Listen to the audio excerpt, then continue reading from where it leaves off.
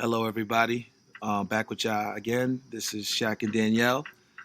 This video is going to be more of a beginner video.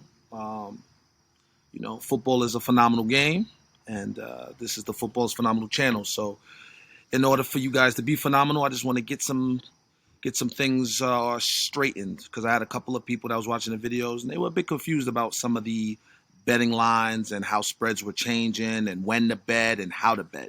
So, I just want to go over that real quick. So, simply put, there were two games in particular. Neither one of them were games that I personally made a play in, but they're still games nonetheless that I think is important to discuss. Those two games was the Denver Broncos at Seattle Seahawks game and the Houston Texans at the Indianapolis Colts. Those two games had situations where the lines moved and there were either one team winning the point spread or the other team won, or they were pushes. So in this case, I just want to make sure people understand when to bet. So, like I'm saying, so when I say for the favorite, when I say, oh, the line is -2, or you could pay the extra vig. Vig is referring to paying extra money to eliminate the point spread, or shorten the point spread. So -2, let's say, right, -2, let's say that's 110. That's $110 to win $100. Or you can pay what they call the vig and get rid of the point spread and make it like -150. So you have to put $150 to win $100. With that being said, another incentive that they give you, depending on what sportsbook you use, they incentivize you to use point spreads because they give you bonus points that you could then use later on to bet again. When you basically like a cashback, like equivalent to a credit card cashback, they'll do that with the point spreads. And if you do it without point spreads, it's not that they penalize you, but they're not going to give you the incentives. So just wanted to get that out there. Is there anything else I could really add about it? No, I think that's it. I just said it's just a shorter video. Just giving them quick facts. Yeah, I'm trying to think. Well, hold on. As I said, I went through how the lines changed. Oh well, let me go into the particulars. So the Houston Texans opened as a 1.5 point favorite back in May, but then as game time came, it was shooting up as high as -4. So me personally, when I would have bet it was like maybe a week before or 2 weeks before, it was around -2. I always recommend to pick those games when it's under a field goal and do the vig like so you're splitting your bet.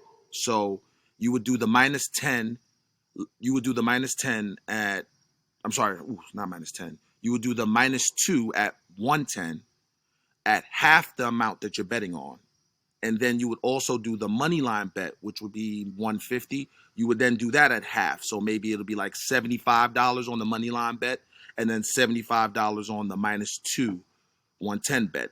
And then you could push theoretically because one would win, one would lose, which other people also call as a hedge. So in that event, you would not win money, but you would not lose. Depends on how you do it. The same thing applies to the Seahawks Broncos game. That line opened up at 4.5 and it ended at 6.5. So like I said, it depends on when you got it. But typically in underdog cases, I normally don't do what they call a sprinkle, where you sprinkle the money on the underdog to win outright, because those odds are a lot lower, especially the higher the underdog point spread is. If you are going to sprinkle, I would say sprinkle it under 3 points, which is the field goal, because that's a higher probability for the underdog to win the game. So just like I said, I wanted to get that out there for you guys, just so y'all can understand the betting tips. Splitting your bets in half to hedge properly on small favorite numbers. When I give out a number that's above, when I give out a number that is 3 points or above as a favorite, I'm telling you to take that point spread as is. You don't have to split it. But when I'm giving you a number that's 2.5 or lower, I would recommend you do split your bet up so you could cover yourself just in case it ends on an odd number like that.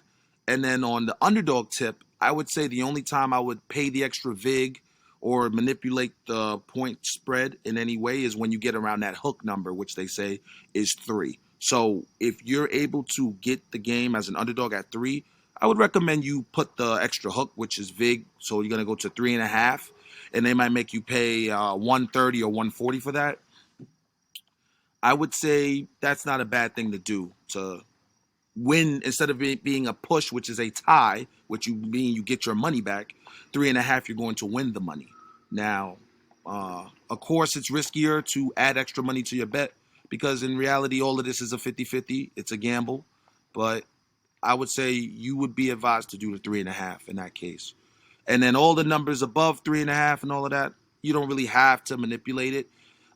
Proof of that is the fact that when you go from 6.5 to 7, because I know a lot of people might be like, "Hey, I want to get the touchdown." Well, Vegas doesn't really value it because when you go from 6.5 to 7, they only charge you $10 to do it. So that's kind of giving you an indication that it's probably not going to end on that number. But the 3 and 3.5, they don't let you jump it from 3 to 3.5 with $10. They typically make you pay $30 or $20. So it's showing you that those odds are a lot more lucrative to pick. So just wanted to get all that out there, guys. Uh, that's really it. We're about to get the week 2 prediction video out because we had some predictions going on the injury video, but we're gonna do the whole video in totality in the next video coming up. All right. So with that being said, guys, like I said, um, understand to split your bets up.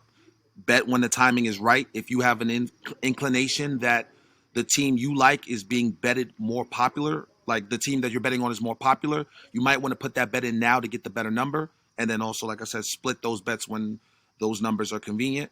All right, guys, football